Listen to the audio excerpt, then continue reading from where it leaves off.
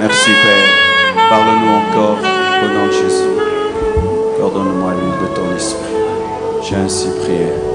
Amen. Clap your hand for Jesus. Acclame plus fort pour Jésus.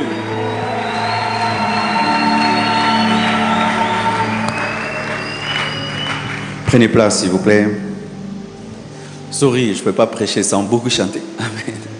C'est difficile pour moi de prêcher sans beaucoup chanter. Je suis un anti-ventilateur, un peu m'aider. Ça me casse la voix, le ventilo. Je vous salue tous au nom de Jésus-Christ de Nazareth.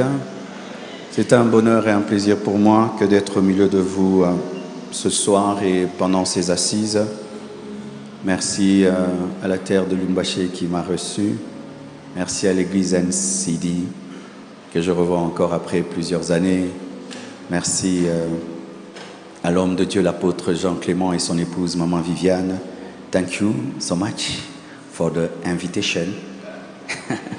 J'espère que j'ai bien parlé. Merci à tous les hommes de Dieu qui ont prêché avec nous. Que Dieu vous comble de grâce, de faveur. Soyez abondamment bénis, bénis, bénis. Et à toute l'équipe qui m'a accompagné, vraiment, soyez bénis. J'ai apporté quelques livres. Stratégie face à la tentation, c'est un livre qui parle de sanctification. Comment tu peux vaincre le péché. J'ai aussi apporté le livre 500 paroles de sagesse, comme le titre le dit. Pendant 500 jours, tu peux avoir une parole de sagesse pour méditer. Le secret du lieu secret, j'en parlerai un peu à la fin. C'est un livre sur le brisement, la formation, la préparation, la voie du véritable pardon, comment pardonner l'impardonnable, comment pardonner l'impardonnable. Ce livre m'a aidé moi-même. Et le principe pour le choix du conjoint, comment tu peux choisir avec le Saint-Esprit, tome 1 et tome 2, parce que c'est une maladie grave, il faut 2 livres. Amen.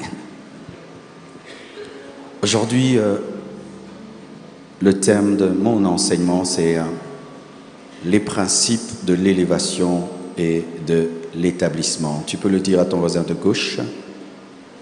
Les principes de l'élévation et de l'établissement. Ton voisin de droite, tu peux lui dire. Ton voisin de devant. Ton voisin de derrière. Seulement ton voisin qui te sourit.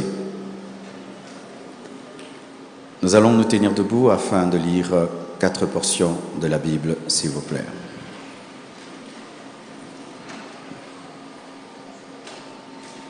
Ésaïe 52, verset 13. Voici mon serviteur prospérera, il montera, il s'élèvera bien haut. C'est le verset de notre convention d'excellence. De même qu'il a été pour plusieurs un sujet d'effroi, tant son visage était défiguré, tant son aspect différait de celui des fils de l'homme. De même, il sera pour beaucoup de peuples un sujet de joie.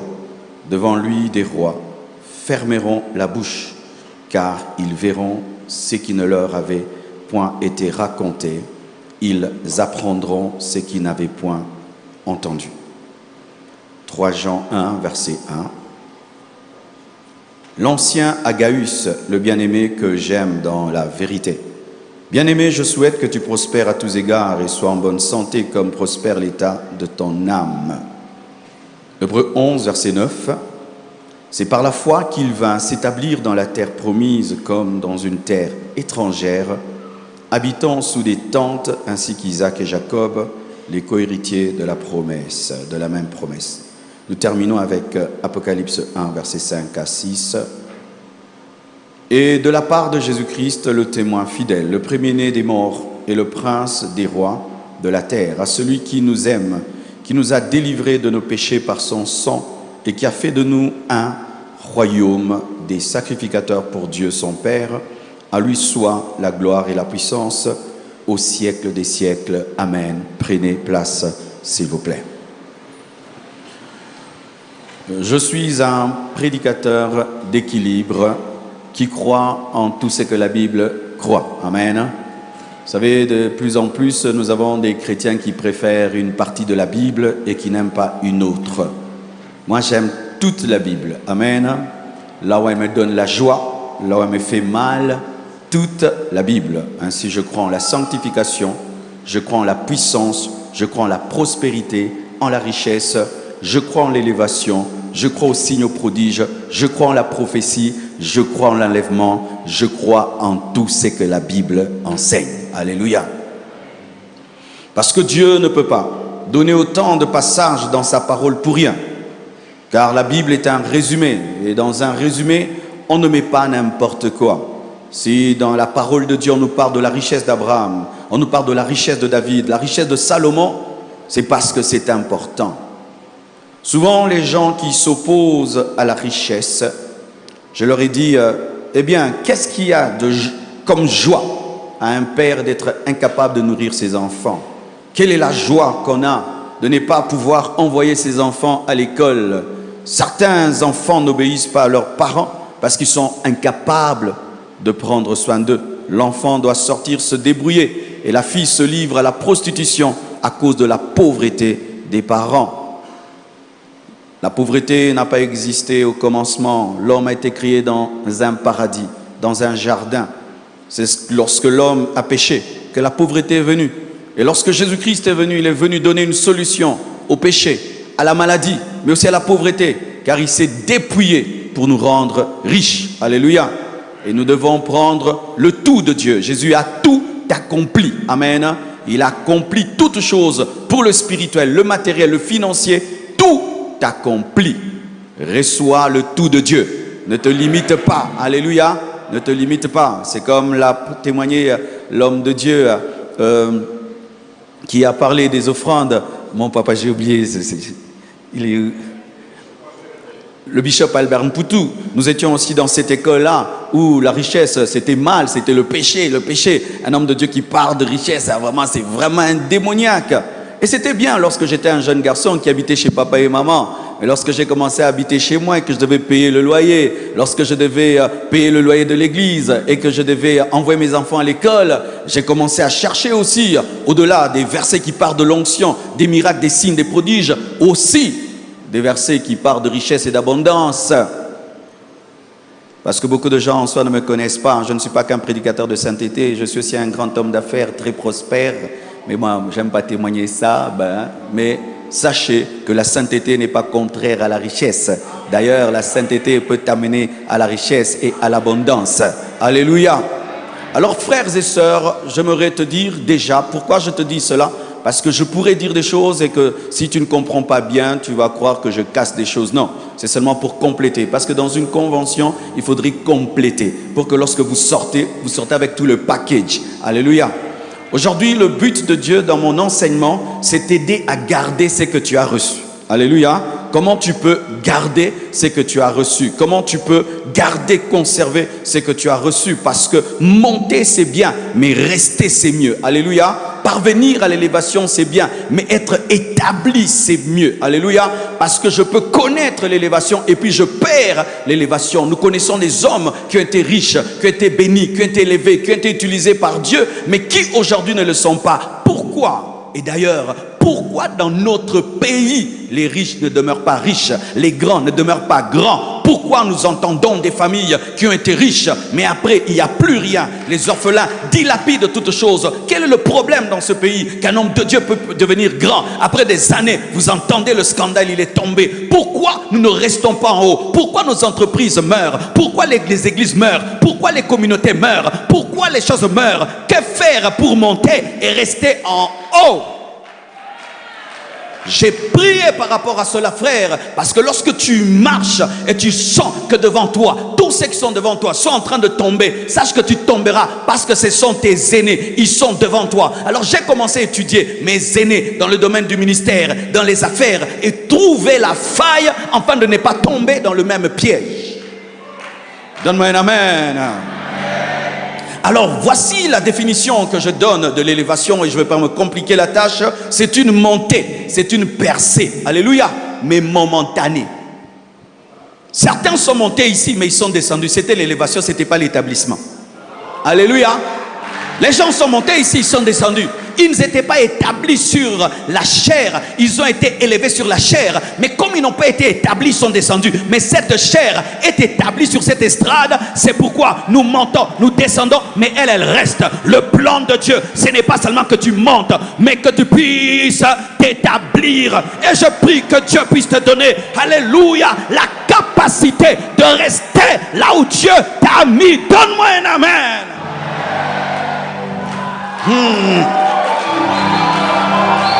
Tu peux être élevé pendant une semaine.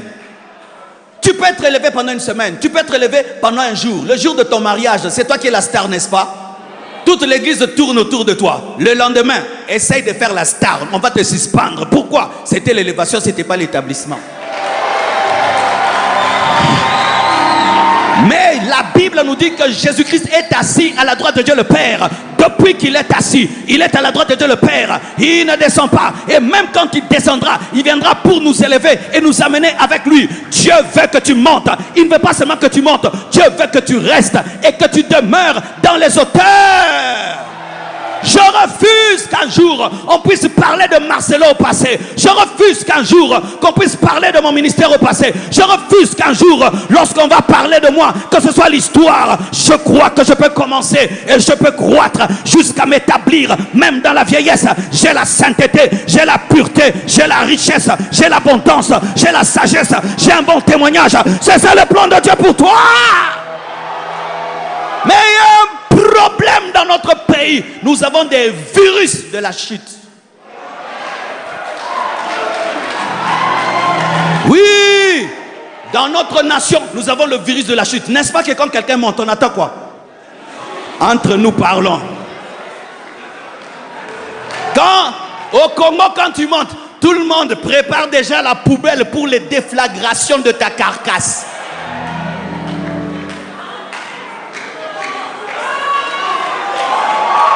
Hier, ce qui nous a impacté dans la musique, ils sont où?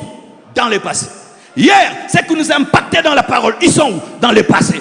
Hier, les grandes entreprises congolaises ont fermé, les boutiques ont fermé, les banques ont fermé, les choses ont fermé. Pourquoi nous commençons et nous ne continuons pas?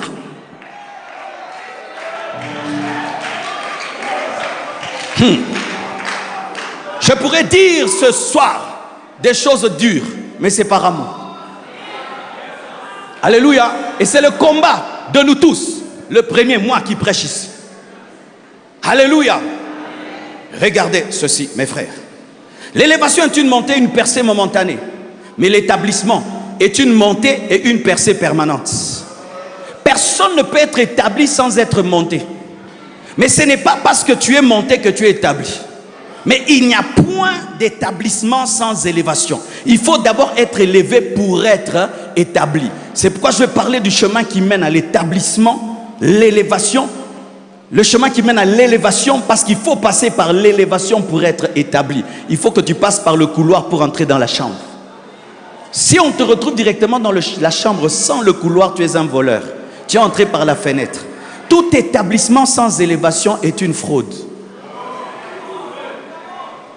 Il y a des gens qui recherchent l'établissement sans passer par le processus de l'élévation. Et la plupart, vous ne garderez jamais l'élévation. Parce que c'est le processus qui t'amène à respecter ce que tu as reçu. Adam est né grand dans un jardin. Il a perdu facilement le jardin. Jésus est né dans une étable. Jusqu'aujourd'hui, il est à la droite de Dieu le Père. C'est pourquoi ne négligez jamais les faibles commencements, parce que les faibles commencements nous amènent à respecter les grandes finalités. Mes frères et sœurs, un avion décolle. Il faut voir comment il fait des efforts. Il chauffe le moteur. D'ailleurs, l'entretien, les mécaniciens viennent, ils vissent tout. Parce que s'ils vissent mal, c'est fini. Ils prennent le temps de tout bien visser, tout checker. Chauffer le moteur, et chauffer le moteur, et chauffer le moteur. Et des fois tu es pressé, tu dis, mais décolle. Non, ce retard est ton salut. Car s'ils sont pressés, tu mourras. C'est pourquoi des fois, aimez les choses qui tardent, parce que Dieu est en train de visser des choses dans vos vies. Parce que que si certaines choses se font vite, tu vas monter vite, mais tu vas tomber aussi vite que tu es monté. C'est pourquoi n'abandonne pas les pieds de ton pasteur qui te forme. Reste au pied de ce PDG qui t'apprend la comptabilité. Tu n'es pas encore prêt pour commencer une entreprise. Il doit t'apprendre le management. Arrête d'être pressé, tu vas connaître un crash. Donne-moi la main, hein? Alors mes frères et sœurs, l'avion chauffe, chauffe, chauffe. Et puis quand ça monte, mes frères, ça bouge beaucoup, vrai ou faux? Et beaucoup n'aiment pas cette période-là. Moi, j'aime pas l'avion en ces moments-là. Ça bouge, ça bouge. Pourquoi? Parce que c'est en train de lutter contre la pesanteur. C'est pourquoi lorsque tu commences à monter, il y a des gens qui te rappellent qui tu étais. C'est la pesanteur. Quand tu commences à monter, il y a des gens qui commencent à dire que tu es orgueilleux. C'est la pesanteur. Quand tu commences à monter, il y a des gens qui disent que tu as touché les fétiches. C'est la pesanteur. Quand tu commences à monter, il y a des choses contraires. Mais malgré la pesanteur, il y a maintenant le turbo. Le moteur continue. Et tout d'un coup, l'avion atteint ce qu'on appelle la vitesse de croisière. Et il se stabilise. Il peut même entrer en mode automatique. Le pilote dort et l'avion va. Là, tout est calme. Mais ne sois jamais un avion dans la vie. Parce qu'aucun avion ne reste dans les airs.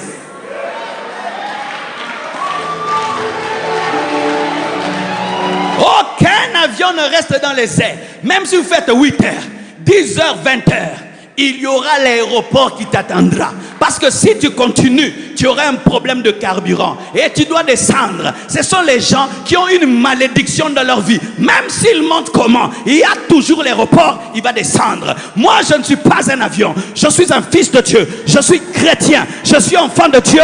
Si je monte, je peux rester en haut, car tel il est, tel nous sommes. Tout d'un coup, l'avion commence à descendre. Et tu as quitté un aéroport pour un autre aéroport. Même si c'est un autre nom, c'est un aéroport. Certains, tu étais riche, tu es devenu pauvre, mais tu as gardé les vestiges de la richesse. C'est toujours la pauvreté, même s'il y a des grandes télévisions qui ne fonctionnent plus. Même si tu as des photos, quand juste été, nous fûmes, nous allâmes, nous allates, nous prêchâmes la parole. Dieu ne t'appelle pas à être un rétroviseur, à parler tout le temps de ton passé, mais Dieu t'appelle à regarder le futur et à accomplir des plus grandes choses, de sorte que ce que tu fais aujourd'hui ne peut être comparé à ce que tu feras demain. Mais si tout ce qui est glorieux dans ta vie se retrouve dans le passé, tu as atterri. Si tout ce que tu dis d'être glorieux se trouve dans ton passé, tu as déjà atterri, mais dans un autre aéroport. Donne-moi la main. Regardez ça. Saoul est devenu roi. Il a goûté à la royauté, mais il n'est pas mort roi. Il est mort sur le champ de bataille. Il a demandé la mort. Il fut oint, et un jour il fut un ex-oint. Ne sois jamais un ex-oint. Tu ressembleras à Lucifer, à Satan. Tu seras jaloux de tous les nouveaux oints. Tu combattras tous les nouveaux oints. Ne sois jamais un ancien succès. Tu vas combattre les nouveaux succès. Ne sois jamais Saoul, tu vas poursuivre David.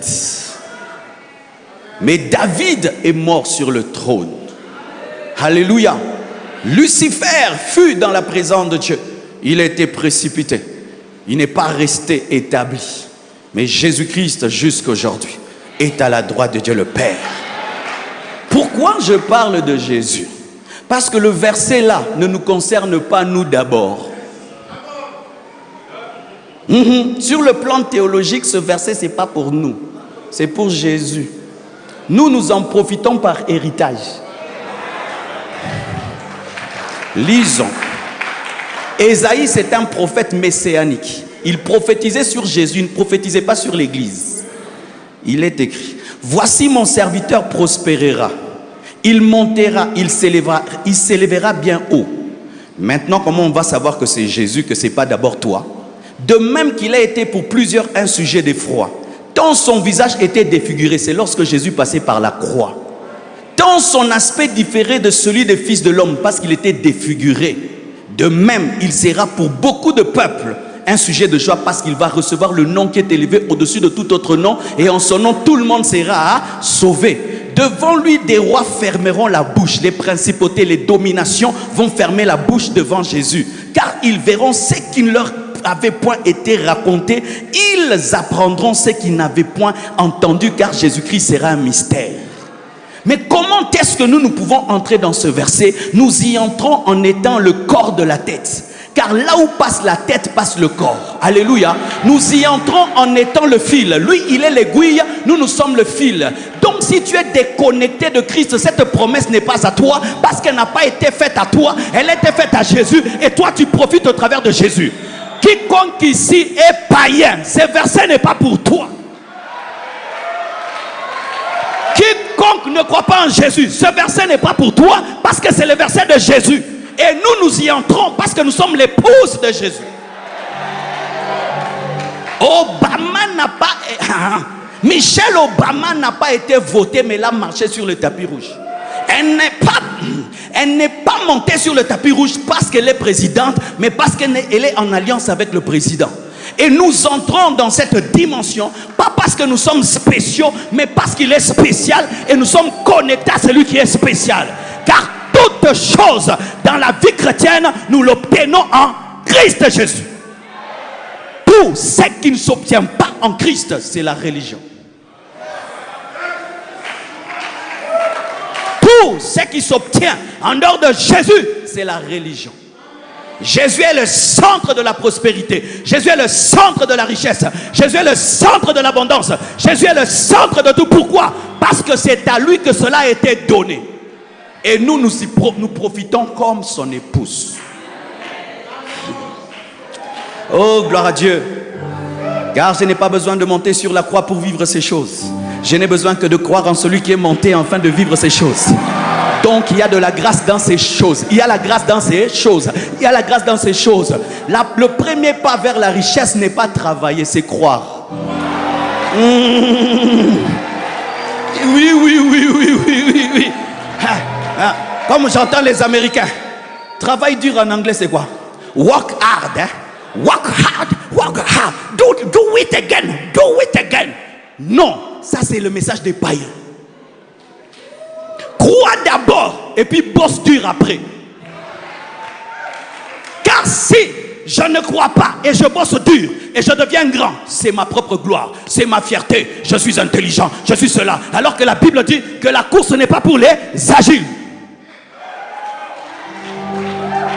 Dieu a tout mis dans la foi pour que personne ne se glorifie.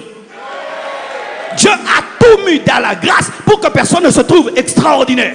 Ainsi, toute la gloire revient à lui, à qui la promesse a été faite. Donne-moi la main. Et la Bible dit encore que nous sommes un royaume de sacrificateurs. Souvent, lorsqu'on vient dans de telles assises, les fidèles disent: ah, c'est pour les serviteurs de Dieu. Ils disent: mon serviteur, c'est le pasteur. Moi, je suis seulement un fidèle. Tu as l'esprit de cette église-là qu'on a quittée. Hein. Je ne cite plus le nom, j'évite les problèmes. Je suis en mode cesser le feu. Dans cette église-là, c'est le pasteur qui lit la Bible. C'est le pasteur qui est l'homme de Dieu. Nous, on est là des ignorants. On dit seulement Amen, Amen. Mais dans la nouvelle alliance, il n'y a pas une race de sacrificateurs et une race de fidèles.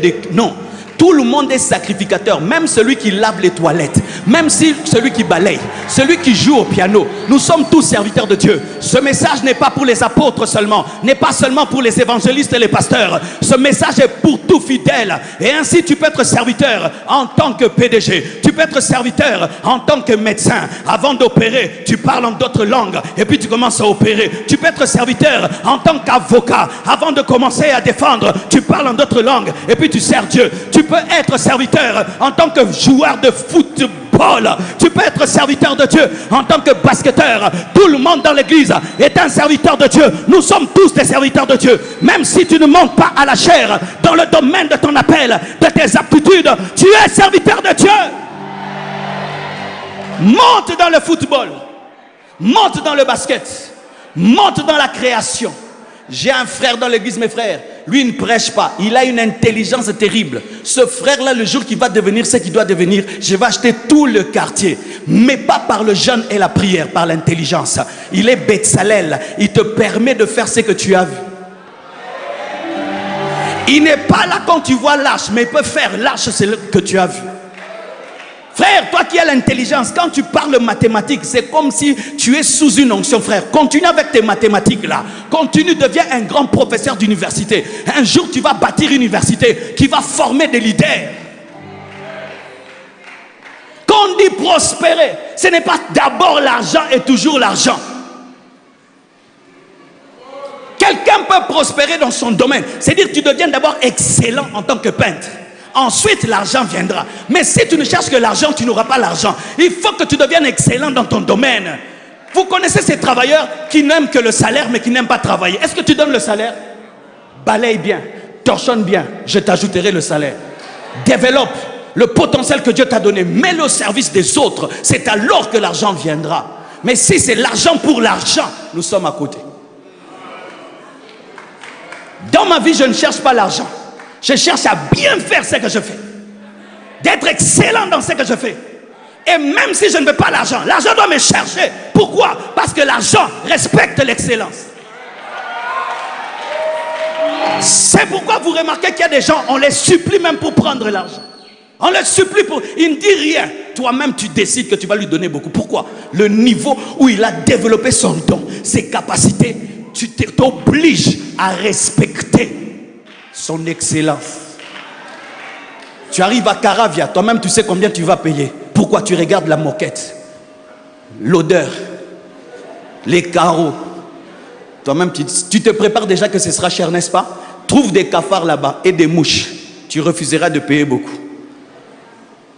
Le problème des fois c'est que nous voulons l'argent pour l'argent. Mais on ne se travaille pas, on ne se développe pas.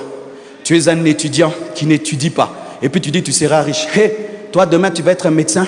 Et puis tu n'étudies pas. Tu vas ouvrir le ventre. Tu confonds le cœur avec les reins.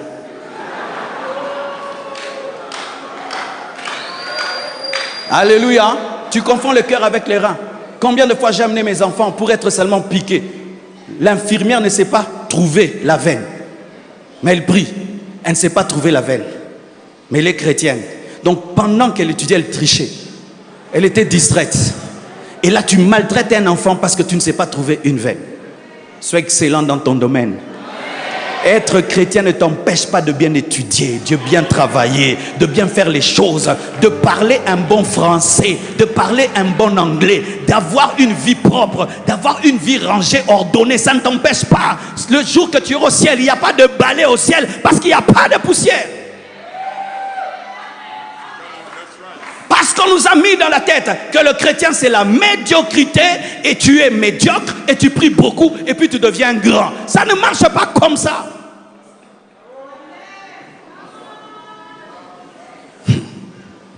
J'ai lancé un mouvement des hommes d'affaires à l'église et j'ai demandé aux frères, présentez vos projets, on va vous soutenir. Il ne sait même pas écrire son projet. Tu ne sais même pas écrire ton projet, comment on va t'aider? Tu ne sais même pas présenter ton entreprise, comment on va te donner un crédit. Tu ne sais même pas faire la comptabilité de ce que tu fais. Comment on va aider quelqu'un qui ne sait pas déjà compter ce qu'il avait. Cette partie-là, tu ne peux pas l'aimer. Alléluia. Alors, ne dites jamais, qu'est-ce que tu fais à l'église? Je ne fais rien. Non, dis, je sers Dieu comme un avocat. Je sers Dieu comme une infirmière. Je sers Dieu comme footballeur. Je sers Dieu comme professeur d'université. Je sers Dieu comme étant un basketteur. C'est aussi servir Dieu. Je sers Dieu comme pilote de l'air. C'est servir Dieu. Je sers Dieu comme infirmière. C'est servir Dieu. Servir Dieu, ce n'est pas seulement être ici, être pasteur, apôtre. Tous, nous sommes un royaume de sacrificateurs.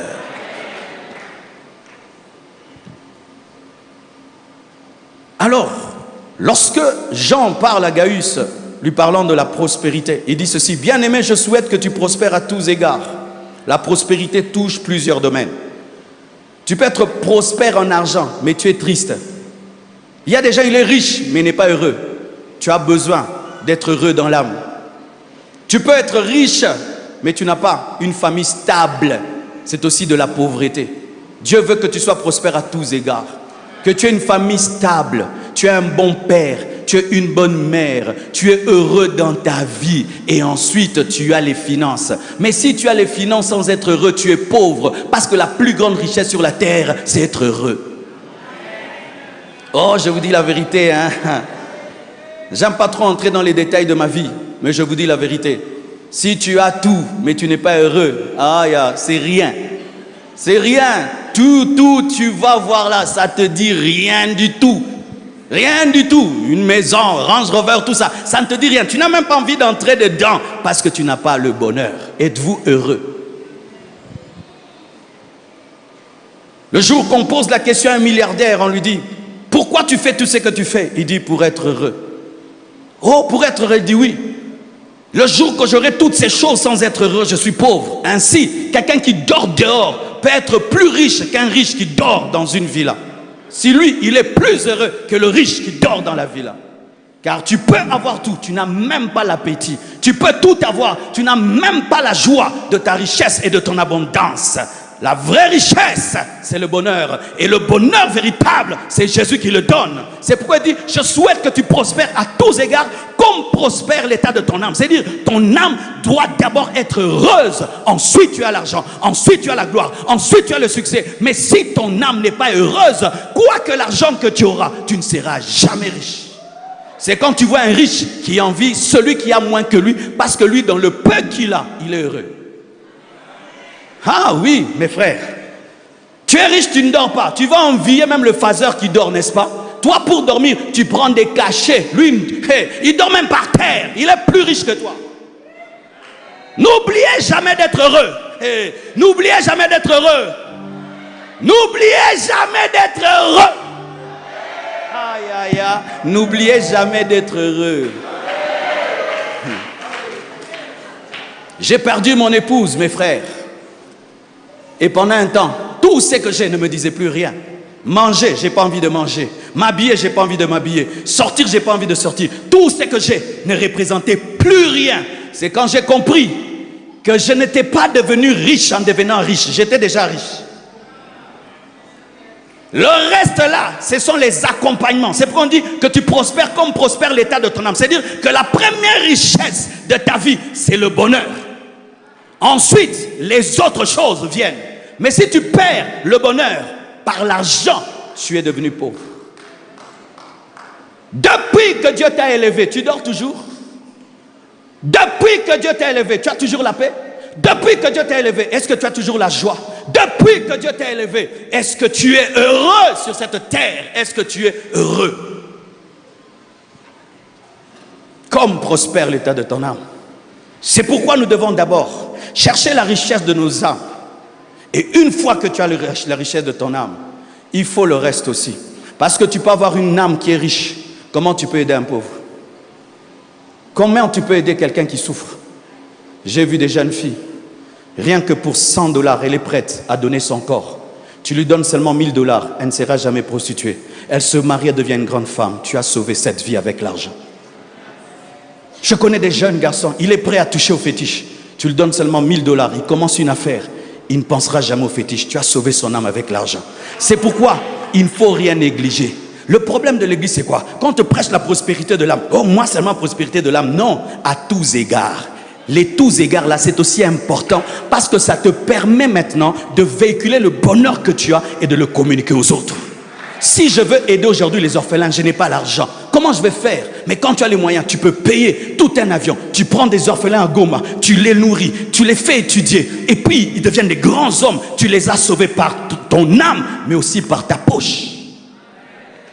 Un homme qui néglige de réussir aussi à l'extérieur est un méchant parce qu'il refuse de devenir capable d'aider les autres.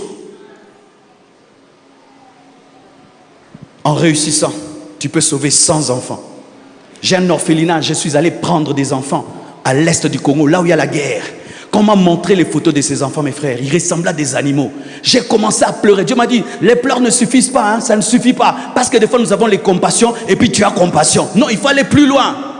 Paye un billet, que les gens ils les prennent. On a pris ces enfants. On les a mis. Et Dieu m'a dit, ils doivent avoir des bonnes conditions. Manger 3 fois par jour. Avoir étudié dans des bonnes écoles. Pas que tu les traites comme des animaux et puis tu prends des photos. C'est pourquoi il n'y a aucune photo de ces enfants. Parce que ce ne sont pas des choses à présenter.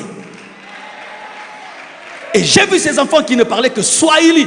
Aujourd'hui, parlent français, ont 90% l'école, 80% l'école. Demain, ils seront des magistrats, des pasteurs. Qu'est-ce qui les a sauvés? L'âme et la poche. L'âme et la poche. L'âme et la poche.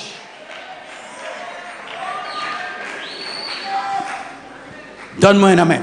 Amen. Alors, rapidement, que faut-il pour monter? Dis à ton voisin, qu'est-ce qu'il faut faire pour monter? La première des choses, en prenant le modèle de Jésus, il faut avoir une alliance avec le Père. Il faut avoir une alliance avec Dieu. Jésus-Christ, qui a reçu le nom qui est élevé au-dessus de tout autre nom, qui est établi, pouvait dire que moi et le Père, nous sommes un. Tout commence par ta communion avec Christ. Alléluia. Si tu veux monter, d'abord la base, c'est Jésus de Nazareth. Toute montée qui n'est pas fondée sur Jésus-Christ est une perte de temps. Tu n'es pas différent de tous ces païens qui ont des choses de ce monde et qui vont finir en enfer. La première des choses, c'est Jésus. Alléluia. La première richesse dans l'homme, c'est Jésus. Tu as des millions, des milliards, tu n'as pas Jésus. Tu finiras en enfer, comme l'homme riche qui a fini dans le feu et qui a demandé une goutte d'eau. Il était tellement pauvre dans l'éternité qu'il a demandé une goutte d'eau. Une goutte d'eau. La deuxième des choses, pour monter, tu dois quitter ta zone de confort. Le succès n'est pas dans notre zone de confort, dans les choses que tu maîtrises et que tu fais bien. Cela fera de toi un homme normal. Mais c'est lorsque tu vas au-delà de tes limites, au-delà de tes capacités, tu t'étires, c'est alors que tu auras le succès. Il est démontré en arthéophilie, que lorsque tu fais le sport et tu veux gonfler tes muscles, quand est-ce que les muscles gonflent? Ils gonflent lorsque tu fais le dernier exercice, le plus difficile, où tes muscles disent « je ne peux pas », mais malgré ça tu fais, et puis il y a un déchirement musculaire, c'est alors que le muscle gonfle pour porter ce poids. Vous qui avez peur des nouvelles choses, vous qui avez peur des choses que vous ne maîtrisez pas, vous qui manquez de l'audace, vous ne réussirez pas. Jésus-Christ étant la parole a accepté de devenir chair. Ce n'était pas une zone de confort. Sa zone de confort, c'était parole, c'était esprit. Mais il est devenu chair. Il est allé au-delà de sa zone de confort. C'est alors qu'il est devenu le sauveur de l'humanité. Tu es seulement prédicateur de l'évangile. Et puis l'Esprit de Dieu te dit, investis dans les affaires. Tu dis, non, moi je maîtrise que la prédication. Il te dit, va maintenant là. Là, ce n'est pas ta zone de confort. C'est là que Dieu te bénira. Tu maîtrises un domaine et puis Dieu te dit non, investis ailleurs et tu as peur, tu ne réussiras pas. Lorsque Dieu te demande de faire une chose que tu n'as jamais faite, il est en train de se préparer à faire des nouveaux miracles. Alléluia. Tu dois quitter ta zone de confort. Tu dois être sensible à la voix du Saint-Esprit. Lorsque tu veux quitter le désert et tu veux entrer en Canaan, il faudrait que tu sois sensible à la colonne de nuée, sensible à la colonne de feu. Car c'est Dieu qui connaît le chemin de ton succès. Sinon, tu vas tomber dans l'imitation. Lui, il fait les mines, toi aussi tu es dans les mines. Lui, il va en Angola, toi aussi tu vas en Angola. Qu'est-ce que Dieu t'a dit? Aujourd'hui, tout le monde fait des guest house. C'est pourquoi ça ne marche plus. Parce qu'il y en a de trop. Tout le monde est dans l'habillement. C'est pourquoi ça ne marche plus. Est-ce que Dieu t'a dit d'être dans l'habillement? Laisse-toi conduire, laisse-toi diriger dans le domaine où Dieu t'a préparé. Alléluia. Car ce qui marche pour l'autre ne marchera pas certainement pour toi. Tu dois entendre Dieu et lui te dirigera parce qu'il est l'architecte de ta vie, l'architecte de ta destinée. Certains réussissent en voyageant, d'autres réussissent en restant. Alléluia. Certains réussiront en vendant, mais d'autres réussiront en achetant. Une autre chose, la loyauté et la fidélité en peu de choses. Dieu commence à te bénir et tu as maintenant un capital de 2000 $. Il va te regarder. Comment tu vas te comporter? Comment tu seras fidèle dans ta dîme? Comment tu seras toujours persévérant dans la crainte de Dieu? Mais lorsque Dieu te bénit, il commence à t'élever un tout petit peu, tu changes, cela va bloquer. Certains d'entre nous, nous pensons que nous sommes sous l'emprise des puissants des ténèbres, mais Dieu t'a testé seulement dans un domaine et tu étais infidèle. Le Seigneur t'a testé avec seulement 10 000 $, tu étais infidèle. Le Seigneur t'a testé seulement avec 1 million de dollars, tu étais infidèle. Un jour, j'ai dit à Dieu, donne-moi 1 million de dollars et tu verras ce que je ferai pour toi. J'ai cru que Dieu n'avait pas écouté. Et un jour, j'ai eu 1 million de dollars. Il m'a dit, tu m'avais dit que si je te donne 1 million de dollars, je verrai ce que tu feras. J'ai dit, je vais acheter une parcelle. J'ai acheté une parcelle au nom de l'église. Pas à mon nom, mais au nom de l'église. Pas au nom de Marcelo, au nom de l'église, une parcelle d'1 million. Il l'avait entendu, il m'a testé. Dieu te testera avec des sommes d'argent. Dieu te testera avec un salaire. Dieu te testera avec de l'argent pour voir si tu l'aimes lui ou tu aimes l'argent. Dieu te testera avec un niveau d'élévation et il va voir si tu l'aimes lui. C'est pourquoi tu as remarqué, depuis que tu étais infidèle à ce petit niveau-là, tout s'est arrêté. Tout s'est arrêté. Tu n'as plus le temps d'aller à l'église. Tu es maintenant busy. Toi qui étais tout le temps à la retraite, tout le temps tu cherchais les hommes de Dieu qu'on t'impose les mains. Maintenant busy. C'est pourquoi la bénédiction est aussi busy. Eh, donne-moi l'amen, hein? Alléluia. Dieu te donne un peu d'argent. Tu as maintenant commencé à sortir avec la secrétaire. Oui, tu sors avec ta secrétaire, non? Tu sors avec ta secrétaire.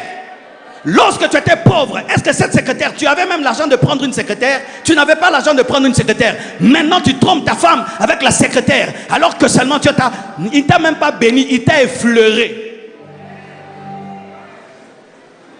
Arrêtez de coucher avec vos secrétaires. Oh, arrêtez de coucher avec vos secrétaires. Arrêtez de coucher avec vos secrétaires. Arrêtez de coucher avec vos secrétaires. Vous bloquez la bénédiction. Parce que Dieu voit dans ton bureau. Dieu voit dans ton bureau. Dieu voit dans ton bureau.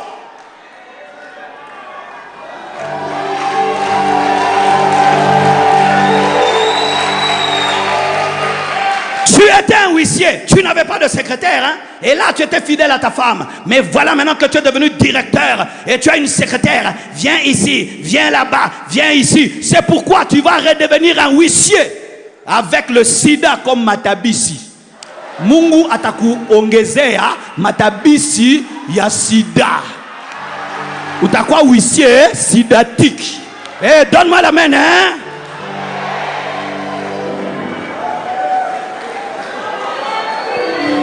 Alléluia. Jésus a été fidèle en peu de choses. 12 disciples, il les a tous gardés, sauf Judas, le fils de la perdition. Et Dieu lui donne l'église. Et aujourd'hui, Dieu lui donne le monde entier. Si tu es fidèle en peu de choses, Dieu te confiera des plus grandes choses. Soyez fidèle en peu de choses. Gère bien 100 $. Gère bien 10 $. Ne dis pas que c'est rien. Gère bien le niveau d'élévation que tu as. Tu as une boutique, respecte Dieu, crains Dieu à ce niveau-là. Et chaque fois que Dieu t'élève, augmente la crainte. Augmente la crainte. Et Dieu ajoutera encore. Il faut travailler dur. Jésus fait 3 ans de ministère seulement. Jusqu'aujourd'hui, nous parlons de lui. Au point où lorsqu'on veut faire le résumé de son ministère, on dit que c'est impossible de le faire. S'il faut tout écrire plutôt sur son ministère, même le monde ne pourrait contenir ce livre-là. Comment Jésus-Christ travaillait? Tu dors 10 heures du temps, 12 heures du temps, 14 heures du temps. Oh, je serai grand, je serai grand. Les grands se réveillent à 4 heures du matin. Les grands se réveillent à 4 heures du matin. Les grands travaillent la nuit. Ils lisent, ils appellent, ils écrivent. Les grands travaillent. Demande-moi à quelle heure je me suis endormi, à quelle heure je me suis réveillé, combien de temps j'ai pris pour préparer ce message, mon frère. Jamais tu seras grand sans travailler. La Bible nous présente Dieu comme un bosseur. Au commencement, Dieu créa. La première présentation de Dieu, c'est un Dieu travailleur. Mais la prière n'empêche pas de travailler. L'une des choses qui tue le Congo, on prie beaucoup, on travaille peu. Fais un culte de jeûne et prière plein. Dis demain, journée des entrepreneurs, il fuit. Mais qu'est-ce qu'ils font là-bas dans la prière? Seigneur, donne-moi l'argent. Seigneur, donne-moi l'argent. Viens, on va t'enseigner à avoir l'argent. Non, Seigneur, donne-moi l'argent. C'est dire quoi? Que les autres travaillent et puis qu'ils puissent me donner. C'est ainsi que tu es un mendiant. Tu mendies auprès des gens qui travaillent. Et sache que tu ne seras jamais grand en mangeant les miettes de la table des autres. Prier n'empêche pas de travailler. Travailler n'empêche pas de prier. Jeûner n'empêche pas de travailler, mes frères et sœurs. Nous sommes des champions dans la prière. Des paresseux, des paresseux, des paresseux. Au point où si quelqu'un ne te donne pas, tu es fâché contre lui. Vrai ou faux? Mina mulomba ni patie, iko roho mbaya. Na wewe uko na roho mbaya sana. Uko roho mbaya. Comment tu peux être un père de famille? Tu fais que dormir alors que tu as des enfants. Un père de famille sort, il se débrouille, il cherche, il vend sa montre, il vend sa cravate, il vend sa veste. Maman, toi tu es seulement là, tu brilles, tu brilles, tu brilles. Non, vends tes bijoux, fais des affaires. Maman vendait les bijoux, vendait les bijoux. D'ailleurs, trop de bijoux, ce n'est plus à la mode, c'est démodé. Vendez les bijoux, investissez dans les affaires. Regarde comment tu es habillé, regarde ta maison, regarde comment tu es habillé, regarde tes enfants, regarde comment tu es habillé, regarde l'école dans laquelle étudient tes enfants. Il faut la foi, la confiance en Dieu pour devenir grand. Dieu dit que tu seras grand, tu le crois. Le jour qu'on m'a prophétisé, le ministère que j'ai dit ce prophète vraiment, il m'aime trop, c'est pourquoi il m'a menti. Mais aujourd'hui c'est arrivé. On m'a dit que j'allais influencer la terre. Je n'avais même pas le visa. Je n'avais même pas un passeport. Je n'étais même pas allé prêcher à Matadi ni à Brazzaville. Mais on m'avait dit, tu iras dans le monde entier et tu prêcheras l'évangile. Ayez la foi en Dieu. La foi en Dieu t'empêche de toucher aux fétiches. N'entrez pas dans la franc-maçonnerie. N'entrez pas dans la franc-maçonnerie. Ayez la foi en Dieu. Ne touchez pas la magie. Ayez la foi en Dieu. Ne touchez pas les fétiches. Ayez la foi en Dieu. Ne volez pas. Ne volez pas. Parce qu'il y a des richesses qui sont des vols. Quand est-ce que ta richesse est bonne? Lorsque tu peux témoigner sur elle du début à la fin, tu ne sautes pas. La vraie richesse, on témoigne sur elle du début à la fin, on ne saute pas. Quand tu sautes, c'est-à-dire que tu as volé. Et si tu as volé, tu n'as pas la foi. Parce que la foi ne vole pas. Ne soyez jamais dans la corruption. Chrétien, tu n'as pas le droit de vivre dans la corruption et puis dire que Dieu t'a béni. Tu n'as pas le droit d'être dans le vol et dire que Dieu t'a béni. La foi t'empêche de voler. La foi t'empêche de corrompre. La foi t'empêche de faire des faux bilans. Des faux bilans.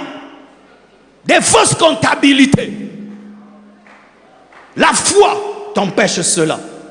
Car si nous n'avons pas la foi, mes frères, on va prier, mais on va voler. La plupart des Congolais volent au travail. Dimanche, ils prient. Lundi, des voleurs. Ils sont dans des commissions bizarres de bizarres. Quelqu'un vient, je vais construire des routes. 1 million, non, ajoute 2 millions. Comme ça, on se partage. La malédiction sur tes enfants. La malédiction sur ta génération. Car à cause de ton égoïsme, le pays est en train de souffrir à cause de ton égoïsme. Ton égoïsme est en train de détruire le pays. Et il y a des gens qui n'investissent pas dans ce pays parce que toi tu as seulement bloqué. Et tu as dit, tant que je n'ai pas ma commission, il n'y aura jamais cette route-là. Et des gens sont pauvres parce que toi, tu veux t'acheter une maison. Oui, que Dieu libère ce pays de l'esprit de commission.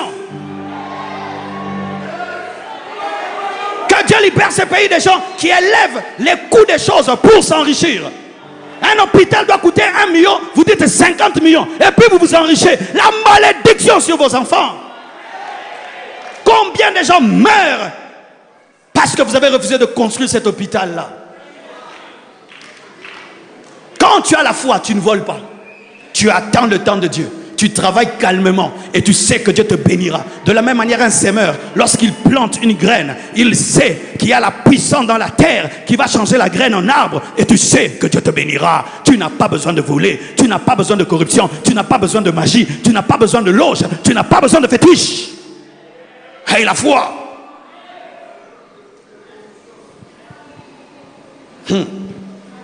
Tu as besoin de la connaissance de toi-même, connaître ton potentiel. Mike Jordan est devenu grand parce qu'il savait que sa main était spéciale. Lionel Messi est grand. il sait que son pied est spécial. Qu'est-ce qui est spécial en toi? Moi, Dieu m'a donné parler. Alléluia.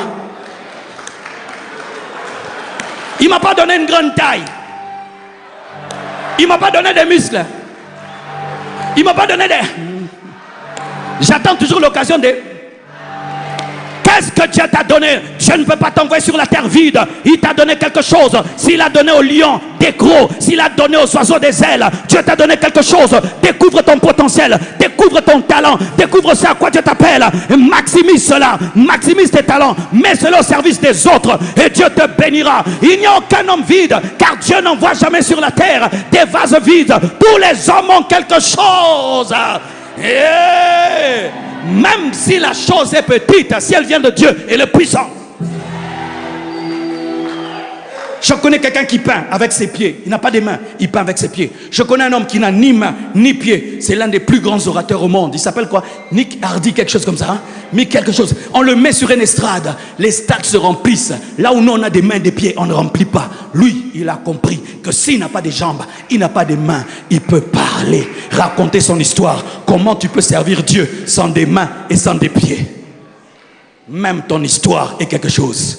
Joyce Meyer est devenue grande comme violée. Elle raconte l'histoire de son viol, comment Dieu l'a guérie. Aujourd'hui, elle donne la joie aux hommes. Tu as quelque chose. Tu as quelque chose. Certains, vous serez grands en écrivant l'histoire de votre vie. Oh, les livres. Écris ton histoire. Vends ton histoire. Tu as vécu des choses. Vends ton histoire. Écrivez, écrivez, écrivez, écrivez.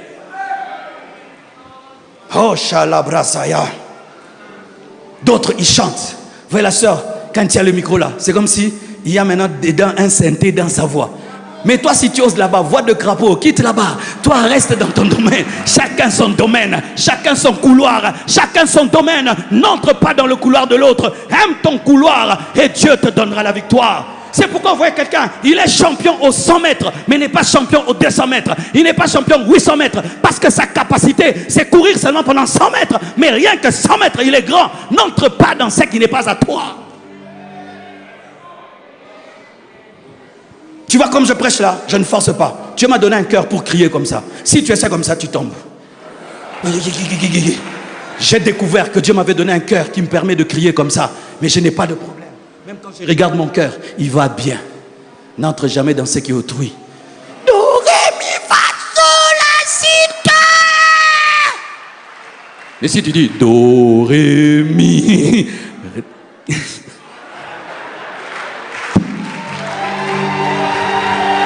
Alléluia. Tu dois aussi découvrir ton équipe. Parce que Dieu n'envoie pas des liquulucs. Dieu n'envoie pas des hommes seuls. Dieu t'a donné 2 yeux. Il t'a donné 2 lèvres, il t'a donné 2 jambes, il t'a donné 2 mains, il t'a donné un cerveau divisé en 2 parties, même en 4 parties. Il t'a donné un dos divisé en 2. Et il y a plusieurs choses qui sont 2 dans le corps, afin de nous enseigner que Dieu n'envoie jamais un homme seul. Il y a quelqu'un qui a été créé pour toi, tu dois le découvrir. Il y a quelqu'un qui a été appelé pour toi, tu dois le découvrir. Si tu es David, il y a Jonathan. S'il y a Jonathan, il y a David. Si tu es Élie, il y a Élisée. Si Élisée, il y a Élie. Si tu es Paul, il y a Timothée. Tu dois découvrir ton équipe. Tu sais gagner l'argent, mais tu as besoin d'un comptable. Tu sais gagner l'argent, tu as besoin de quelqu'un pour le marketing. Tu sais gagner l'argent, tu as besoin de quelqu'un qui va t'aider à amplifier encore. Tu ne dois jamais travailler seul, que ce soit dans le ministère, que ce soit dans les affaires. Il faut une équipe. C'est pourquoi si tu es célibataire, fais très attention avant de te marier. Parce qu'une fois que tu te maries, ta femme, ton mari entre dans ton équipe. Automatiquement, et devient capitaine de ton équipe. Ah oui, qui est célibataire ici? Fais attention. Cette femme-là que tu aimes deviendra capitaine de ton équipe. Et imagine que le capitaine de ton équipe ne croit pas en toi. T'insulte tous les jours, te dit pauvre, pauvre, pauvre. Regarde-le comme il est bête, tu vas échouer. C'est pourquoi choisissez bien. Choisis une femme qui te pousse. Choisis une femme qui t'aime et qui te pousse et qui te dit tu es un homme merveilleux, tu es un homme capable. Courage mon mari, même si aujourd'hui ça n'a pas marché, demain ça marchera. Choisis une femme qui te soutient dans ce à quoi tu as appelé. Choisis une femme qui est là, pas seulement quand tout va bien, mais aussi quand tout va mal. Choisis une femme qui ne t'aime pas pour la gloire, mais qui est capable de t'aimer dans la pauvreté. Choisis une femme qui t'aime toi, mais qui n'aime pas ta poche. Choisis une femme que tu peux projeter dans le futur et tu sens que lorsque tu seras grand, elle ne va pas te dévier de Dieu. Choisis une femme que Dieu t'a révélée. Ma soeur, n'épouse pas n'importe quel homme. Épouse un homme qui n'est pas jaloux de ton succès. Épouse un homme qui va te permettre aussi de faire des affaires. Épouse un homme qui va te laisser étudier et qui ne sera pas complexé. Épouse un homme qui ne va pas te jeter dans la cuisine et te dire que la femme à la cuisine. Épouse un homme qui ne t'aime pas que pour ton corps, mais qui croit aussi que tu as une âme, tu es intelligente. C'est pourquoi je ne peux jamais donner un garçon, ma fille, qui va mettre de côté son intelligence et ses études. Tu dois respecter les études de ma fille et la permettre de manifester les études qu'elle a apprises. Tu ne dois pas choisir un homme seulement pour te marier, tu dois choisir un homme pour ton futur.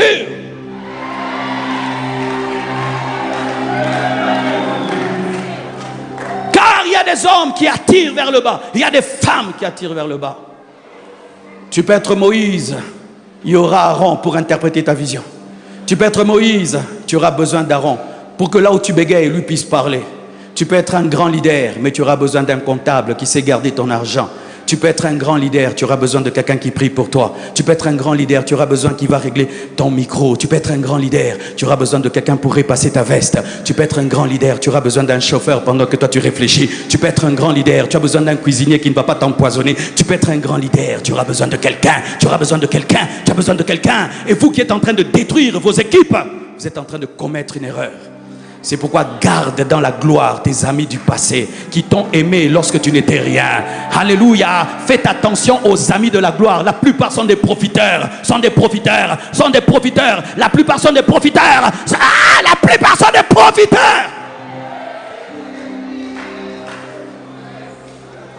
Si tu n'avais pas l'argent que tu as, les gens allaient venir. Si tu n'avais pas les moyens que tu es allé venir, ce ne sont pas tes amis. Un vrai ami t'aime pour ce que tu es. Il met de côté ton argent et puis t'aime toi. C'est pourquoi moi, tous les amis qui me demandent tout le temps l'argent, je dis tu n'es plus mon ami. Je suis devenu ta banque. Je les appelle, je dis toi, regarde ton SMS, l'argent. L'autre SMS, l'argent. L'autre SMS, l'argent. Tu tombes malade, je dois te soigner. Quelqu'un meurt, je dois enterrer. Et vraiment, j'aimerais te donner un secret pour garder un ami riche. Ne lui demande pas tout le temps l'argent. J'aimerais te donner un secret pour garder un homme riche dans ta vie. Ne lui demande pas tout le temps l'argent. D'ailleurs, des fois, ne lui demande jamais. Que lui-même voie et qu'il puisse te donner. Et il va te donner des grandes choses. Aussi, il y a des gens, il ne faut jamais leur demander l'argent tout le temps. Il faut demander une fois et puis c'est fini. Des comptes finales. Oui, oui, oui. Et si quelqu'un t'a déjà aidé dans la vie pour quelque chose d'important, ne reviens plus. Démontre-lui que tu es un homme. Oui, un jour quelqu'un t'a donné vraiment une grande somme pour que tu décolles. Tu rentres encore. Il ne faut pas rentrer. Il faut un jour revenir avec un cadeau. Je te dis la vérité. Les hommes riches ont aussi besoin qu'on les aide. Qui est ton ami? Ton ami, c'est celui qui n'est pas jaloux de toi. Ton ami, c'est celui qui te dit ne trompe pas ta femme comme tu es devenu riche. Ton ami, c'est celui qui te dit demeure humble. Tu commences à devenir orgueilleux. Ton ami véritable, c'est celui qui te dit tu as arrêté de prier, tu as changé, ton caractère a changé. Ça, c'est ton ami. Mais la plupart des temps, nous n'aimons pas de tels amis. On dit tu ne me respectes pas, tu dois me respecter. Le vrai ami, c'est celui qui parle au-delà de ta richesse et qui te dit des vérités. Afin de sauver ton âme, comme Nathan, qui n'a que faire que tu sois un roi. Il te dit pourquoi tu as pris la femme d'autrui. Ne jette pas un ami qui te ramène sur le chemin. Il va te sauver. Je répète, ne jette pas un ami qui te parle et qui te ramène. C'est lui qui t'aime vraiment. Les gens qui te flattent tout le temps ne sont pas tes amis. Les gens qui te disent tout le temps des choses que tu aimes ne sont pas tes amis. Un ami est prêt à s'opposer à toi. Il t'aime. C'est pourquoi il accepte pendant un temps d'avoir des problèmes avec toi. Parce qu'il n'est pas venu pour ton argent. Il est venu pour ton âme. C'est pourquoi les hommes élevés n'ont pas beaucoup d'amis. Un homme élevé qui a beaucoup d'amis, c'est faux. Les grands hommes n'ont pas beaucoup d'amis. Les grands hommes n'ont pas beaucoup d'amis. Les grands hommes n'ont pas beaucoup d'amis. Même Dieu, il appelle combien déjà amis? Si tu veux monter, tu dois respecter les interdits. Ne sois jamais un Samson qui aime le salon de coiffure. Alléluia. Si tu es Samson, n'aiment pas le salon de coiffure. Et le plus grand interdit, c'est le péché. Le péché est un interdit. Et je ne crois pas qu'il y a des gens qui ont le droit de pécher et les autres ont le droit de ne pas, et ils doivent ne pas pécher. Il y a des gens qui croient de telles choses. Moi, j'ai une alliance avec Dieu, même si je pêche, Dieu est la grâce. Fais attention, cette grâce-là va t'amener en enfer. Jésus s'est sanctifié pour l'église. Haïssez le mal, haïssez le péché. Si tu veux monter, aie la haine du péché. Exemple, tu viens travailler avec moi. Je veux faire de toi un homme grand dans mon entreprise, mais je te teste. Je te confie 1000 $. Un mois après, je reviens. Tu les as bouffés. Le projet que j'avais pour toi, il tombe à l'eau. Qu'est-ce qui a fait que tu ne sois pas élevé? C'est le péché. Beaucoup de gens se plaignent qu'ils ne sont pas élevés. On t'a déjà testé. Tu voles l'argent de ton chef. N'est-ce pas que tu voles l'argent de ton chef? Hein? Voleur. Il y a un jeune que moi je connais. Si un jour Dieu fait de moi un ministre dans ce pays, je vais l'engager directement. Ce jeune, je lui donne l'argent. Même après un mois, je reviens. Je lui demande le billet. Il me rend le même billet avec le même numéro. Ce n'est pas qu'il l'utilise et puis il l'a rendu. Non, il ne touche pas ce qui n'est pas à lui. Et il sera élevé pour ça, pour sa fidélité, pour sa crainte. Chers caissiers, arrêtez de voler dans les caisses. Certains même vous volez dans les caisses de l'église. Vraiment. Des diacres voleurs. Vous construisez des maisons sur le dos des offrandes des fidèles. Des diacres qui volent les dîmes, qui volent les offrandes. Et puis disent, je serai riche. Toi, tu seras riche. Tu voles Dieu, tu vas voler le gouvernement, tu vas voler l'État.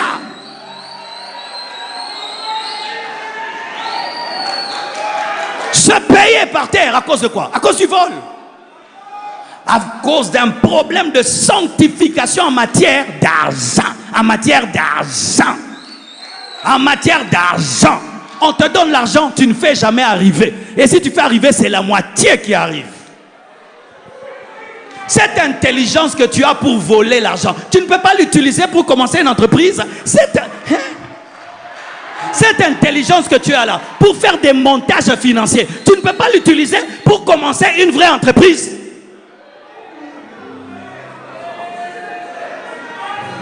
Alléluia. Prends des décisions.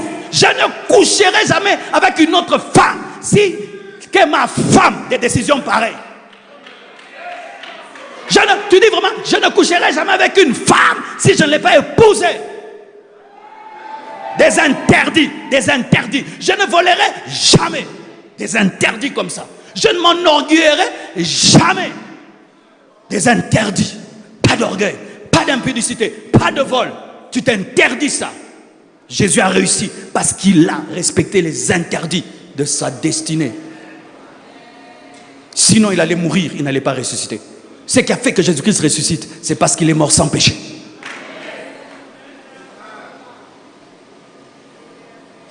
Et il te faut l'onction. Dites l'onction. Car sachez, lorsque Adam et Ève ont péché, ils ont donné le pouvoir à Satan. Et Satan est devenu le prince de ce monde. C'est pourquoi il a eu le courage de dire à Jésus, adore-moi et je te donnerai la gloire de ces nations.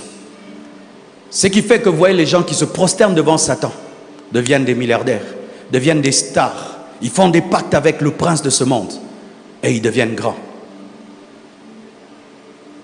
Et toi, quand tu es chrétien, tu veux monter dans les affaires. Tu sens une pesanteur spirituelle, vrai ou faux? Tu sens une puissance satanique qui ne veut pas que tu aies l'argent. Pourquoi? Parce que Satan n'a pas peur de l'argent des païens. Ça va ouvrir des boîtes de nuit. Mais il a peur de ton argent parce que ça va construire des églises. Ça va aider les gens. Alors il te faut la puissance, il te faut l'onction. Il faut le revêtement de Dieu. Souvent je remarque dans les églises, les hommes d'affaires ne prient pas beaucoup. Si on dit prions,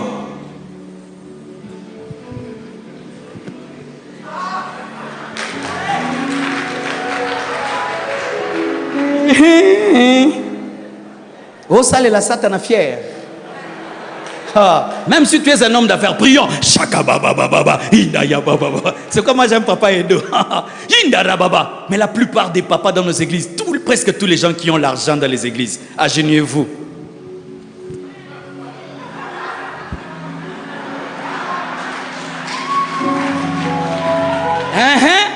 Pendant que toi tu fais ça, Les autres qui sont avec le diable, ils se prosternent devant Satan. Ils dansent devant Satan. Ils font des sacrifices. On lui dit, prends la grenouille, mets sur le corps. Il met sur le corps. Dors dans un cimetière, il dort. Quand il vient au boulot, il vient charger des démons. Mais toi, tu viens sans onction parce que tu n'honores pas ton Dieu. Même si tu es Daniel, prie 3 fois par jour. Daniel était un homme élevé. Il priait 3 fois par jour. Même si tu es riche, prie, jeûne. Rekabaka shokabaya, itakaramambabaya, zuntaya. Tu entres dans ton business. Tu commences à parler en d'autres langues. Mes frères et sœurs, être riche n'empêche pas de prier, n'empêche pas d'être humble, n'empêche pas d'avoir l'onction. L'onction. Il te faut l'onction. Quelqu'un arrive devant ta boutique, il sent, entre ici. Quelqu'un prend ta photo, il veut détruire ton entreprise. La puissance de Dieu te couvre.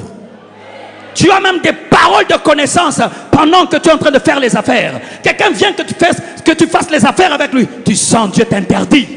Entrez dans les charismes, entrez dans les dons spirituels. Jésus opérait dans les dons spirituels. Il a dit, l'Esprit du Seigneur est sur moi parce qu'il m'a oint. Il m'a oint. Jésus était un oint. C'est un oint qui est mort à la croix et qui a reçu le nom qui est élevé au-dessus de tout autre nom. Et des moments de jeûne personnel, tu t'enfermes et tu jeûnes. Tu pries pour ton entreprise, tu pries pour tes affaires. Il y a un homme qui me devait de l'argent. Il ne me donnait pas. Des années, il ne payait pas ma dette. J'ai fait une veille de prière. Le matin, il est venu me chercher. Il a dit, Dieu m'a dit de te donner ce que je te dois. Qui lui a parlé? Le surnaturel. Tu es Esther, tu dois voir le roi. Jeûne et prie, il va te recevoir. Il y a des gens, il y a une porte que tu dois ouvrir, mais tu dois jeûner. Tu entres en état de jeûne à sec. Oui, Esther a jeûné pour rencontrer le roi. Et certains, tu dois rencontrer le président, tu dois rencontrer un ministre, tu dois rencontrer quelqu'un, mais tu vas dans la chair. Il y a des portes qui ne s'ouvrent que devant l'onction. Comment eux auront la puissance satanique, mais nous on n'a pas la puissance de Dieu? Comment? Les personnes les plus bébés spirituels dans nos églises, ce sont les riches. Oui, comment les bébés spirituels dans nos églises sont les riches? Ils envoient leurs femmes prier à leur place. Allez prier pour papa, hein? Allez prier. Il dépose sa femme devant l'église. Lui, il va faire les jogging. Les joggings là du dimanche sont inspirés par Satan. Les joggings du dimanche inspirés par Satan. Tu vas d'abord au culte et puis le jogging après. Comment tu as jogging en plein culte? Et si tu viens en retard, on ne te donne pas la place devant, tu rentres à la maison. Eh baba, unakuwa hivi, unasahau kwenye Mungu alikulokotaka. Unasahau kwenye Mungu alikulokotaka. Inakuwa juu ingie mkanisa, ifo kwe tu hapa. Kama banakucha kule, hautaikala, juu ile kiti haiko ya bien. Unasahau kwenye Mungu alikulokotaka.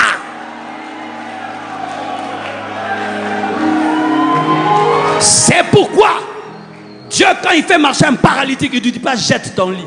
Prends ton lit. Pourquoi? Pour que tu te souviennes que tu étais paralytique. Va regarder ton album photo. Quand tu prenais des photos avec des chaussures bizarres, va regarder ton album photo où tu étais bizarre. Ça va te donner l'humilité. Même si tu es dehors, tu es respecté par Dieu. Même si tu es dans les tentes, tu es respecté par Dieu. Ce ne sont pas ceux qui sont ici qui sont plus bénis que vous qui êtes dehors. Même toi qui es dehors, Zachée qui était un homme riche est monté sur un sycomore parce qu'il avait besoin de voir Jésus. Et Jésus lui a dit, aujourd'hui le salut est entré dans ta maison. Quel que soit ton rang social, apprends à t'humilier et à chercher Jésus. Jairus a cherché Jésus. Donne-moi un amen. Quand tu entres dans la présence de Dieu, oublie ta richesse, oublie ton rang. On n'aura pas un culte à toi, on aura un culte à Dieu. J'étais chez Papa Karambiri. Vous connaissez Papa Karambiri? Il dit, il a des ministres et des députés dans son église. Il dit, mardi je commence un séminaire. Si vous ne venez pas, je vais dire au président de vous enlever. Et personne n'est fâché. Et tous viennent. Papa a dit, on va nous enlever. Mais toi tu vas dire, c'est quoi ça? Il ne sait pas que... attention. Eh baba, unasabu. Gisul kwa kana lia muma montagne, uko na lia. Leo baba nakupatia. Unasabu. Unakuwa na makondisyon juu Mungu. Inakimbia.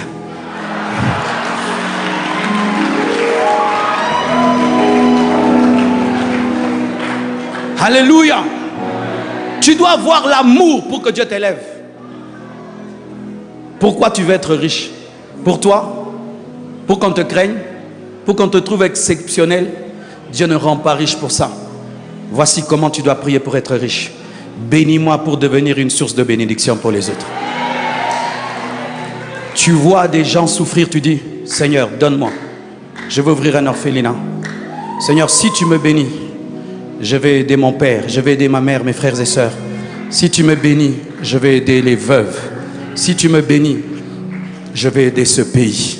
Tu sais pourquoi Dieu ne t'exauce pas? Parce que tout en toi, c'est égoïsme. Dieu a appelé Abraham pour devenir une source de bénédiction. Il veut que tu sois une source de bénédiction pour Isaac, une source de bénédiction pour Jacob, une source de bénédiction pour le monde, car Jésus est la postérité d'Abraham qui a béni le monde entier. Où tu dis, Seigneur, regarde ce pays qui souffre, donne-moi une idée. Et Dieu te donne une idée, comment tu peux faire des routes qui coûtent moins cher.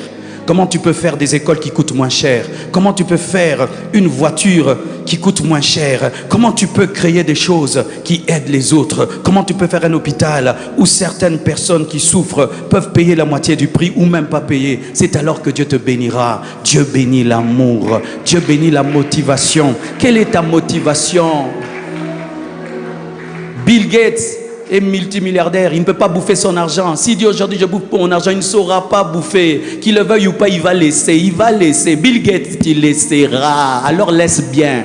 Nous tous, nous laisserons.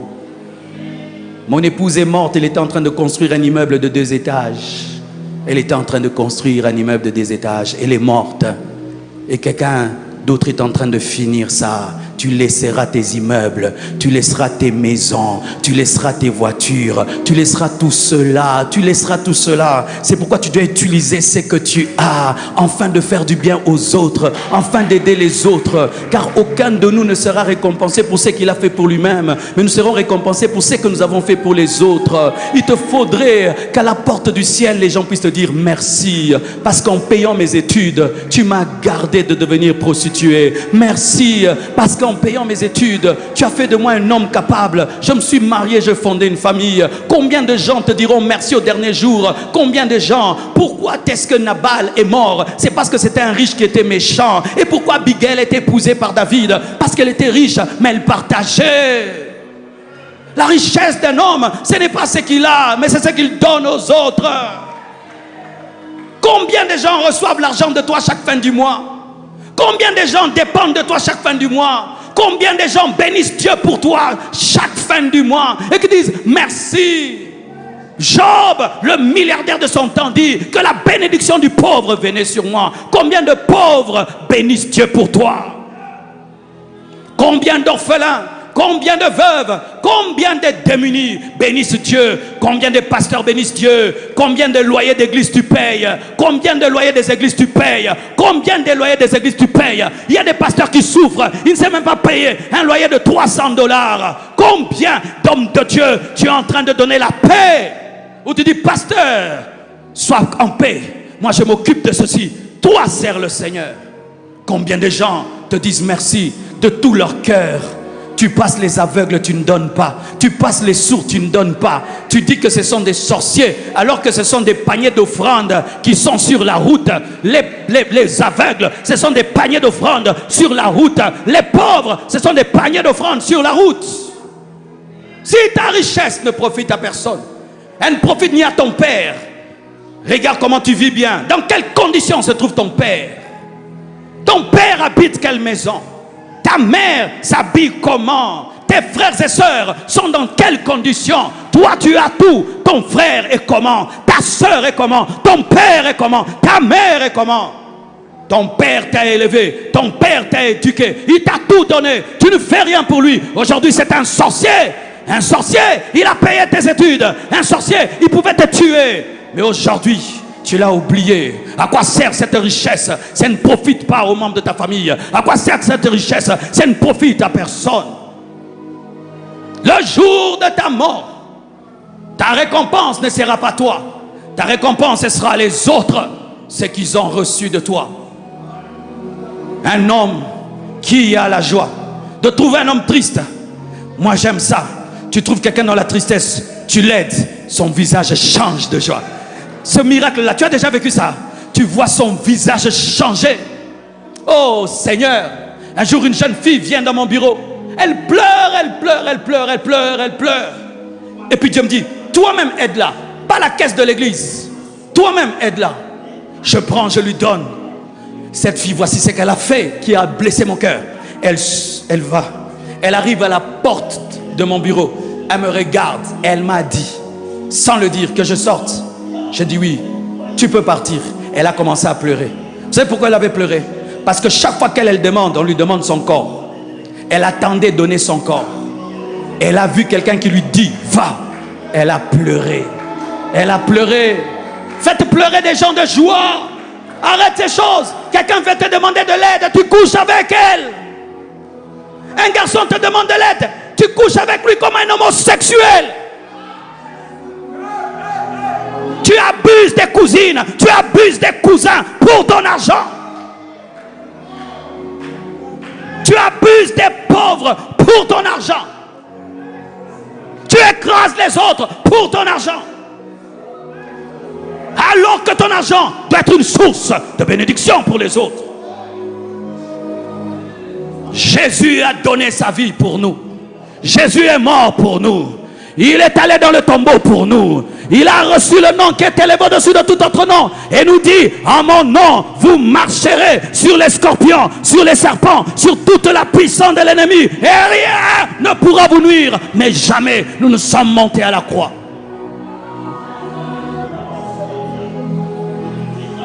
Et ce qui me blesse, oh mon temps est passé, je n'aurais pas pu parler de l'établissement, je vais parler seulement de l'élévation.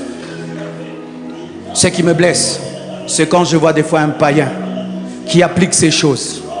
Tu vois un païen, il devient riche, il fait une fondation pour aider les gens. Il fait une fondation pour aider les pauvres. Mais lui, il est païen, il ne connaît pas Dieu. Mais son cœur lui dit, tu ne peux pas avoir tout ça seul. Mais nous qui sommes des chrétiens, mettez-la, nous qui sommes des chrétiens, qu'est-ce que nous faisons? Ma vie, ma vie, ma vie. Eux qui sont des païens, comment les païens peuvent avoir plus d'amour que nous? Quand je vois un païen qui achète une voiture à son père, ça me touche. Je dis, est-ce que moi j'ai acheté une voiture à mon père?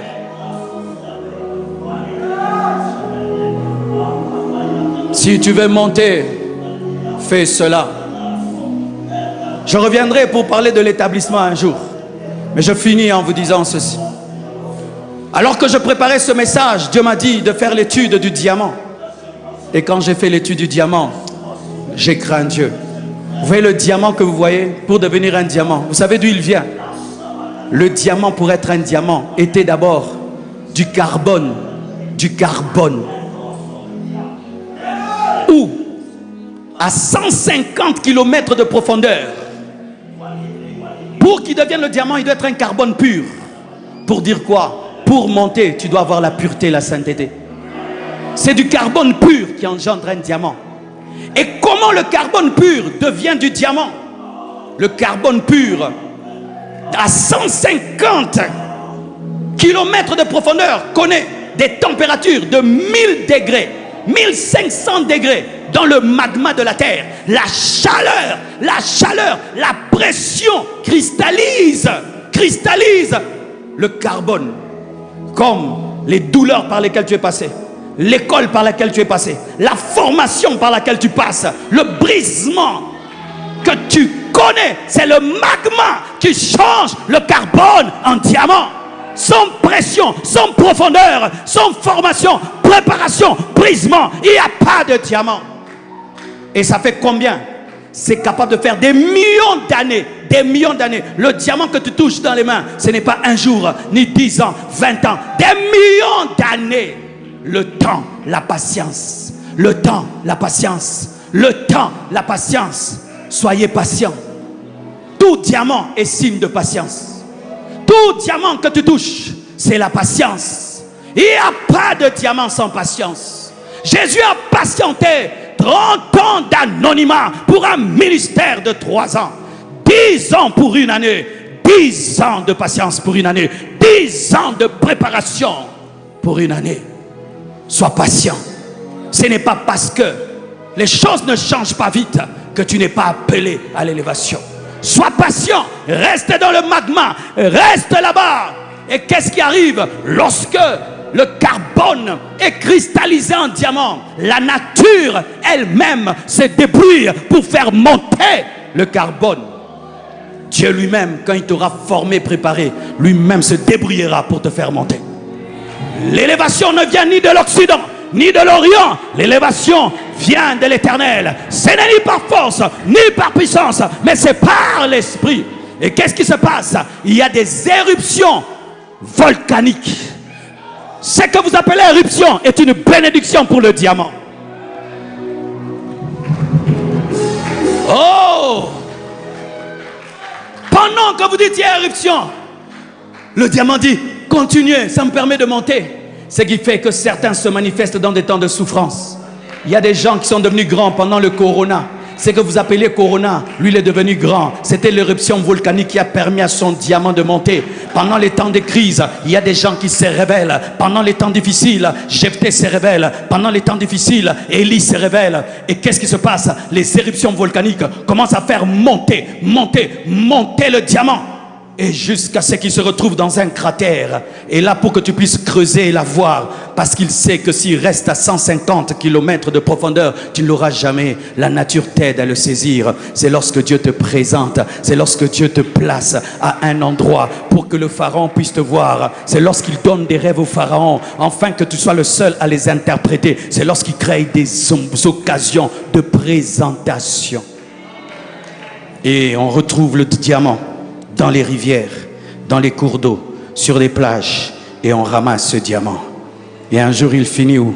Sur la couronne d'un roi, sur la couronne d'une reine. Mais c'était quoi? C'était du carbone. Quand le diamant est sur la couronne, il ne doit pas devenir orgueilleux, parce qu'il connaît son histoire. Il vient des profondeurs de la terre. Et lorsque le diamant est placé sur la couronne du roi, il comprend que ce n'est pas lui qui est extraordinaire, c'est la tête sur laquelle il est placé qui est extraordinaire. Que ta gloire serve à Jésus, que ta richesse serve à Jésus, que ton honneur serve à Jésus, que ce que tu deviendras serve à la couronne de Jésus. Deviens un diamant sur la couronne de Jésus. Deviens un diadème sur la couronne de Jésus. Que lorsque les gens te voient, qu'ils respectent Dieu. Lorsque les gens te voient, qu'ils honorent Dieu. Lorsque les gens te voient, qu'ils bénissent Dieu. Lorsque les gens te voient, qu'ils honorent Dieu. Sans cela, ton élévation ne sert à rien. Tu n'es pas différent d'une pierre. Notre vie ne trouve son origine qu'en Dieu, son sens en Dieu, sa finalité en Dieu, car sans Dieu, tout est vanité de vanité. J'entre dans la chambre de ma femme quand elle est morte.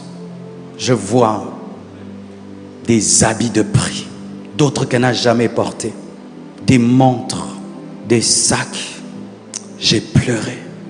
Et je me suis dit, et je crois qu'elle n'a jamais vécu pour ça, car elle n'aimait pas trop ces choses. Si c'était seulement ça le but de sa vie, elle a vécu pour rien. Elle n'a même pas emporté dans l'éternité même le coton que les femmes utilisent pour s'essuyer le visage. Elle a laissé les cotons là. Quand j'ai regardé ça, ma vie a changé. L'homme qui prêche ici, ma vie a totalement changé. J'ai vu une très très belle femme étendue là.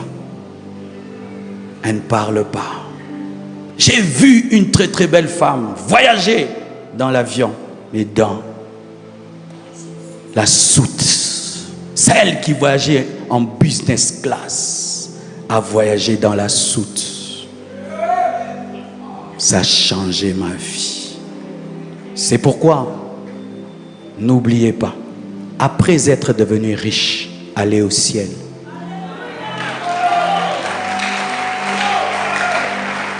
Allez au ciel. Allez au ciel. Aujourd'hui, mon souci par rapport à mon épouse, c'est de la retrouver au ciel. Richesse, gloire sont très très importantes parce que ce sont des instruments pour sauver les âmes. Mais n'oubliez pas d'aller au ciel. Que Dieu vous bénisse abondamment.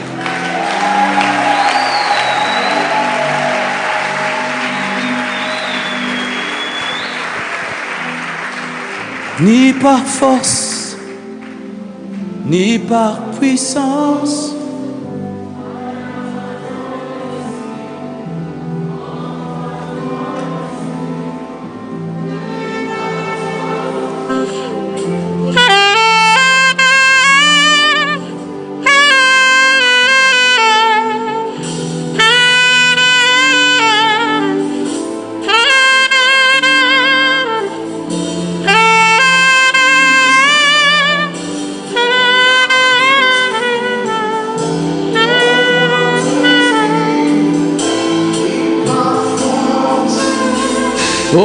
Reseke baliaria zinde shagalia mandege rizutea haya.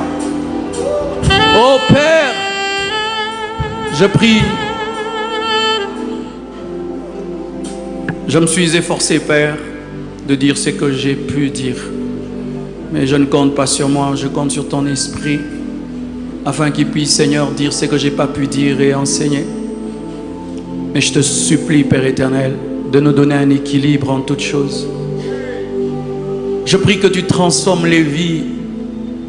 Je prie, Père éternel, que tu bouleverses les vies. Je demande que cette sémence ne soit point volée par l'ennemi et que reste gravée dans les cœurs. Je bénis ces hommes et ces femmes. Je prie qu'ils soient riches pour toi, qu'ils soient riches pour toi, qu'ils soient grands pour toi. Et que, Père éternel, à la fin de tout, qu'ils puissent entrer dans ton règne, qu'ils soient enlevés, ô Dieu, qui finissent au ciel, qu'ils finissent dans ta présence. Grave ces principes pour ta seule gloire. Au nom de Jésus, Amen. Que Dieu vous bénisse.